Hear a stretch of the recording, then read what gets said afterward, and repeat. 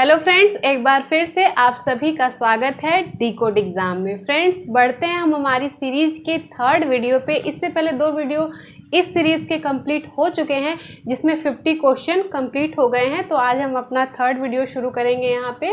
और इसके पहले एक सीरीज़ भी कंप्लीट हो चुकी है, तो अगर आपने वो ना देखा हो तो डिकोड एग्ज़ाम की चैनल की प्लेलिस्ट में जाके हिंदी के सेक्शन में जाके आप उन्हें देख सकते हैं।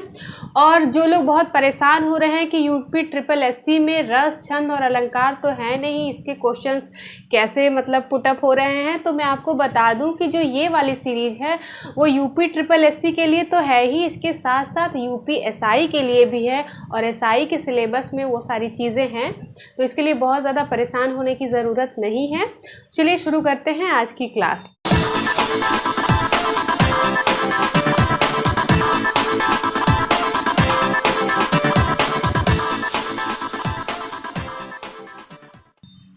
ठीक है, तो चलिए वन बाय वन क्वेश्चन हम लोग डिस्कस करते हैं यहाँ पे। आज का पहला क्वेश्चन है, पूर्वी हिंदी का उद्भव किस अपभ्रंश से माना जाता है? जी हाँ, पूर्वी हिंदी का उद्भव किस अपभ्रंश से माना जाता है? ए अर्धमागधी, बी मागधी, सी पैशाची और डी ब्राचड़। बताइए कौन सा है? पूर्वी हिंदी पूछा जा रहा है। जी हाँ, A is the right answer. Ardhamagadhi होता है जो पूर्वी हिंदी है आपकी, उसमें 3 बोलियां हैं। एक आपकी बघेली है, अवधी है और छत्तीसगढ़ी। अवधी, बघेली और छत्तीसगढ़ी, पूर्वी हिंदी में ये 3 बोलियां हैं आपकी। और उनका जो उद्भव हुआ है वो अर्धमागधी अपभ्रंश से हुआ है। आगे बढ़ते हैं क्वेश्चन नंबर 2 पे। मैथिली का विकास किस अपभ्रंश से माना जाता है? ए सौरसेनी, बी मागधी अपभ्रंश, सी अर्धमागधी अपभ्रंश और डी महाराष्ट्रीय अपभ्रंश। जी हाँ, मैथिली का पूछा जा रहा है, बताइए। जी हाँ, B is the right answer, Magadhi Apabhramsha होगा। देखिए, जो भी बिहारी आपकी बोली है, ठीक है, उसमें भोजपुरी, मैथिली, मगही ये तीनों आती हैं। बाकी बंगला, उड़िया, असमिया, इन सभी का आप देखें तो ये मागधी अपभ्रंश से हुआ है। ठीक है, आगे बढ़ते हैं क्वेश्चन नंबर आपका 3 पे। ठीक है, कंठ ध्वनियां हैं, ए य र, बी क ख, सी च ज और डी ट ड़। कंठ ध्वनियां कौन सी होंगी? जो कंठ से ध्वनि निकल रही हो। जी हाँ, तो देखिए इसमें B is the right answer, क ख। जो भी आपका क वर्ग है वो कंठ का है। बोल कर देखिए, क ख, कंठ से आवाज निकल रही है, कंठ से ध्वनि आपकी बाहर निकल जा रही है, तो ये आपका कंठ का हो गया। तो B is the right answer. आगे बढ़ते हैं क्वेश्चन नंबर 4 पे। हिंदी के जिन वर्णों का उच्चारण करते समय केवल श्वास का प्रयोग किया जाए उन वर्णों को कहते हैं? ए अघोष, बी सघोष, सी अल्पप्राण, डी महाप्राण। पूछ रहा है कि जिनका उच्चारण करते समय केवल श्वास का प्रयोग किया जाता है, बताइए क्या होगा? जी हाँ, A is the right answer, अघोष होगा। देखिए, हर अघोष में आपका कौन कौन सा आ जाएगा? हर वर्ग का पहला और दूसरा आपका जो वर्ण होता है वो सारा अघोष में होता है। अघोष होता है क्या? जिनका उच्चारण करते समय स्वर तंत्रियों में कंपन नहीं होती है। ठीक है, वो सारे इसमें आपके आते हैं। आगे बढ़ते हैं क्वेश्चन नंबर 5 पे। छ ध्वनि का उच्चारण स्थान है? ए दंत, बी ओष्ठ, सी तालव्य और डी वत्स। छ बोल के देखिए, छ आप बोलेंगे तो हमारी जीभ जो है तालु को टच करती है, तो जी हाँ, इसका हो जाएगा राइट आंसर सी, तालव्य हो जाएगा। क्योंकि बोल कर देखेंगे आप, अगर हम बोलेंगे तो जीभ हमारी तालु को टच करती है, तो ये हमारा तालव्य का हो जाएगा। तो सी इज द राइट आंसर। आगे बढ़ते हैं क्वेश्चन नंबर 6 पे। निम्न में से कंठ ध्वनि कौन सी है? ए ग घ, बी द ध, सी ब भ और डी ढ और ड़। बताइए, इसमें बताना है कि कंठ ध्वनि कौन सी है। ठीक है, फिर से कंठ ध्वनि का है तो आप जान ही चुके हैं। ए इज द राइट आंसर, ग घ होगा। जो भी आपका क वर्ग है वो सारा कंठ का है, तो इसमें ग और घ आपका आ जाएगा। अगर आप स्वर की बात करें तो देखिए, अ आ भी कंठ का होता है, व भी आपका कंठ से बोला जाता है, और बाकी जो क वर्ग है वो तो है ही। तो ए इज द राइट आंसर। आगे बढ़ते हैं क्वेश्चन नंबर 7 पे। लंबोदर शब्द किसका रूप है?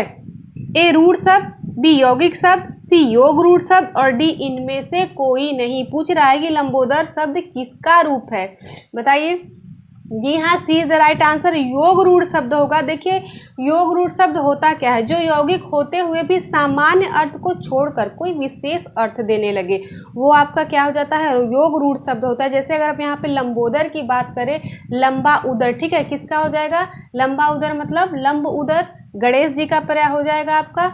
तो ये एक विशेष अर्थ दे रहा है, तो ये आपका योग रूढ़ शब्द हो जाएगा। आगे बढ़ते हैं क्वेश्चन नंबर 8 पे। विधानार्थक वाक्य किसे कहते हैं? ए, जिस वाक्य में शर्त का बोध हो, बी, जिस वाक्य में प्रार्थना का उपदेश का बोध हो, जिस वाक्य में किसी बात का होना प्रकट होता है, और डी, जिस वाक्य में प्रश्न का बोध होता है। बताइए विधानार्थक वाक्य किसे कहते हैं? जी हाँ, सी इज द राइट आंसर। जिस वाक्य में किसी बात का होना प्रकट होता है उसे ही हम विधिवाचक या विधानार्थक वाक्य कहते हैं। जब वाक्य में किसी कार्य के करने का या किसी के अस्तित्व का बोध होता है तो वही हमारा विधिवाचक या विधानार्थक शब्द वाक्य होता है। तो सी इज द राइट आंसर। आगे बढ़ते हैं क्वेश्चन नंबर आपका 9 पे। हिंदी में प्रयुक्त शब्द बाल्टी शब्द भंडार की दृष्टि से किस तरह का शब्द है? ए, तत्सम, बी, तद्भव, सी, देशज और डी, विदेशज। बताइए बाल्टी। जी हाँ, बाल्टी विदेशज का शब्द है। D is the right answer.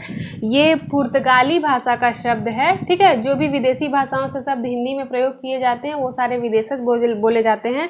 तो बाल्टी पुर्तगाली शब्द। अगर और पुर्तगाली शब्द आप जानना चाहें तो जैसे अचार हो गया, आलपिन हो गया, गमला हो गया, पपीता है, आलू है, इस्पात, गोभी, संतरा, चाबी, ये सब कुछ आपका, कमीज, ये सब पुर्तगाली शब्द है। आगे बढ़ते हैं क्वेश्चन नंबर 10 पे। जब तक वह घर पहुंचा तब तक उसके पिताजी जा चुके थे। किस प्रकार का वाक्य है? ए, सरल वाक्य, बी, संयुक्त वाक्य, सी, मिश्र वाक्य और डी, इनमें से कोई नहीं। ठीक है, बताइए जब तक। यहाँ पर ध्यान दीजिए, मैंने आपको वीडियो में एक बताया है कि पहचान आप कैसे कर सकते हैं। वाक्य में देखिए जब तब आपको दिख जाए तुरंत समझ जाइए वो मिश्र वाक्य है, ठीक है। जहाँ पर एक प्रधान उपवाक्य हो और बाकी उस पर सब आश्रित हो वो आपका मिश्र वाक्य होता है। और उसके कुछ शब्द मैंने बताए हैं कि वो अगर आपको दिख जाए तुरंत समझ जाइए कि वो मिश्रित है। यहाँ पे जब तब मिश्र में ही यूज होता है, तो ये हो जाएगा सी इज द राइट आंसर, मिश्र वाक्य। आगे बढ़ते हैं क्वेश्चन नंबर 11 पे। तुलसीदास की कौन सी काव्य रचना ब्रज भाषा में है? ए, कवितावली, बी, विनय पत्रिका, सी, कृष्ण गीतावली और डी, दोहावली। बताइए इसमें से बताना है कि कौन सी उनकी जो रचना है वो ब्रज भाषा में है। जी हाँ, A is the right answer, Kavitavali उनकी ब्रज भाषा में रचित है। ठीक है, आगे बढ़ते हैं क्वेश्चन नंबर 12 पे। किस शब्द में आ उपसर्ग नहीं है? ए, आजन्म, बी, आगमन, सी, आकर्षक और डी, आद्रड़ीया। बताइए किस में नहीं है? जी हाँ, अगर डी आप देखें आद्रड़ीया तो इसमें उपसर्ग नहीं प्रत्यय का यूज हुआ है, आ प्रत्यय का। और बाकी अगर आप आजन्म, आगमन और आकर्षक देखें तो इन सभी में आ उपसर्ग का प्रयोग हुआ है। ठीक है, आगे बढ़ते हैं क्वेश्चन नंबर 13 पे। निम्न शब्दों में से कौन सा शब्द तत्सम नहीं है? ए, मृतिका, बी, विकार, सी, कपाट, डी, कपूर। बताइए। जी हाँ, D is the right answer. Kapoor आपका तद्भव का है, इसका तत्सम आपका होता है कर्पूर। ठीक है, आप जानते होंगे। मृतिका देखिए, मृतिका का तद्भव मिट्टी होता है, विकार का बिगाड़ होता है और कपाट का किवाड़ होता है। ठीक है, आगे बढ़ते क्वेश्चन नंबर 14 पे। निम्नलिखित में तत्सम शब्द है? ए, कान, बी, जीभ, सी, मुख, डी, दांत। बताइए इसमें तत्सम कौन सा है ये बताना है। समझ में आ ही जा रहा होगा। जी हाँ, सी इज द राइट आंसर। मुख आपका तत्सम है क्योंकि इसका तद्भव मुंह होता है। बाकी कान का अगर आप तत्सम की बात करें तो कर्ण होता है, जीभ का जीवा और दांत का आपका दंत हो जाता है तत्सम। ठीक है, आगे बढ़ते क्वेश्चन नंबर 15 पे। निम्नलिखित में से कौन सा शब्द व्यक्तिवाचक संज्ञा है? ए, गाय, बी, पहाड़, सी, यमुना, डी, आम। बताइए। अगर आप गाय देखें तो गाय तो जातिवाचक हो जाएगी, ठीक है। पहाड़ भी जातिवाचक है, आम भी आपका जातिवाचक है, बचा यमुना। यमुना आपका व्यक्तिवाचक संज्ञा है। ठीक है, आगे बढ़ते क्वेश्चन नंबर 16 पे। कौन सा शब्द भाववाचक संज्ञा नहीं है? ए, मिठाई, बी, चतुराई, सी, लड़ाई, डी, उतराई। बताइए। देखिए चतुराई, लड़ाई, उतराई सब भाववाचक संज्ञा। अगर आप मिठाई की बात करें तो मिठाई नहीं होता है, मिठास भाववाचक संज्ञा होता है। तो ए ही आपका राइट आंसर है क्योंकि ये भाववाचक संज्ञा नहीं है। बाकी अगर आप बात करें तो बुढ़ापा है, मिठास, बचपन, मोटापा, चढ़ाई, उतराई, ये सब कुछ आपके जो लड़ाई, ये सारे आपके भाववाचक संज्ञा है। आगे बढ़ते हैं क्वेश्चन नंबर 17 पे, जातिवाचक संज्ञा बताएं। ए लड़का, बी सेना, सी श्याम, डी दुख। देखिए सेना आपका समूहवाचक हो जाता है, श्याम व्यक्तिवाचक है और दुख आपका भाववाचक है। बचा आपका लड़का, लड़का आपका जातिवाचक है क्योंकि वो पूरे लड़के की जाति का बोध कराता है। ठीक है, तो ए इज द राइट आंसर। आगे बढ़ते हैं क्वेश्चन नंबर 18 पे, जो व्याकरण अच्छी तरह जानता है के लिए एक शब्द है। ए व्याकरण, बी व्याकरणक, सी व्याकरणिक और डी व्याकरणी। बताइए क्या होगा। जी हाँ, इज द राइट आंसर। व्याकरण इसका राइट आंसर है। जो व्याकरण अच्छी तरह जानता है उसके लिए व्याकरण शब्द यूज होता है। आगे बढ़ते हैं क्वेश्चन नंबर 19 पे, पश्चिम और उत्तर दिशाओं के मध्यस्थ कोण को कहते हैं। ए ईशान, बी नेतृत्व, सी वायव्य और डी आग्नेय। बताइए क्या होता है। पश्चिम और उत्तर दिशाओं के मध्यस्थ कोण को, जी हाँ, सी इज द राइट आंसर। वायव्य बोलते हैं उसे हम। और जहाँ तक ईशान की बात है तो पूरब और उत्तर के मध्यस्थ कोण को हम ईशान बोलते हैं और आग्नेय आपका आग से संबंधित है। ठीक है, आगे बढ़ते हैं क्वेश्चन नंबर 20 पे, अज का अनेकार्थी शब्द नहीं है। ए मेष, बी बकरा, सी वृद्ध और डी राशि। बताइए इसमें बताना है कि जो अज का अनेकार्थी शब्द नहीं है उसे बताना है। जी हाँ, वृद्ध नहीं है, मेष, बकरा, राशि आपका ये सब आपका आ जाता है अज का अनेकार्थी, वृद्ध इसका अनेकार्थी नहीं है। आगे बढ़ते हैं क्वेश्चन नंबर 21 पे, मानव हृदय का जगत, खाली स्थान, जगत जैसा नहीं है।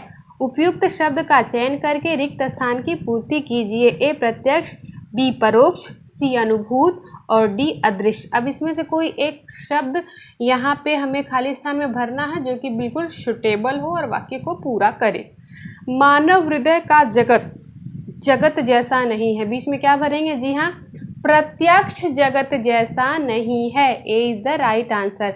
आगे बढ़ते हैं क्वेश्चन नंबर 22 पे, बिनु पग चले सुने बिनु काना, कर बिनु कर्म करे विधि नाना, आनन रहित सकल रस भोगी, बिन वाड़ी वक्ता बड़ जोगी, में कौन सा अलंकार है। ए असंगति, बी श्लेष, सी रूपक, डी विभावना। बताइए। देखिए जहाँ पर बिना कारण ही कोई कार्य हो जाए, कोई कार्य संपन्न हो जाए, वहाँ पे विभावना अलंकार होता है। D is the right answer. अगर आप इसमें देखें तो देखिए यहाँ पैरों के बिना चलने का, कानों के बिना सुनने का और हाथों के बिना कर्म का वर्णन हुआ है, तो यहाँ पे विभावना अलंकार होगा जहाँ बिना कारण ही सारे कार्य अपने आप संपन्न हो जा रहे हैं। ठीक है, आगे बढ़ते हैं क्वेश्चन नंबर 23 पे, किस वाक्य में क्रिया सामान्य भूतकाल में है। ए उसने पुस्तक पढ़ी है, बी उसने पुस्तक पढ़ी, सी उसने पुस्तक पढ़ी थी, डी उसने पुस्तक पढ़ी होगी। बताइए क्या होगा। सामान्य भूतकाल, जी हाँ, B is the right answer. उसने पुस्तक पढ़ी, यही आपका राइट आंसर। देखिए जिससे भूतकाल की क्रिया के किसी विशेष समय का ज्ञान नहीं होता है, उसे मतलब समय का पता ना चले कि कब ये घटना हुई है, वही आपका सामान्य भूतकाल हुआ है। तो बी अगर आप देखें, उसने पुस्तक पढ़ी, सिर्फ उसमें इतना जिक्र है कि उसने पुस्तक पढ़ी, कब पढ़ी क्या ये नहीं पता, तो ये सामान्य भूतकाल का है। तो B is the right answer. आगे बढ़ते क्वेश्चन नंबर 24 पे, प्रशंसा का पर्यायवाची है।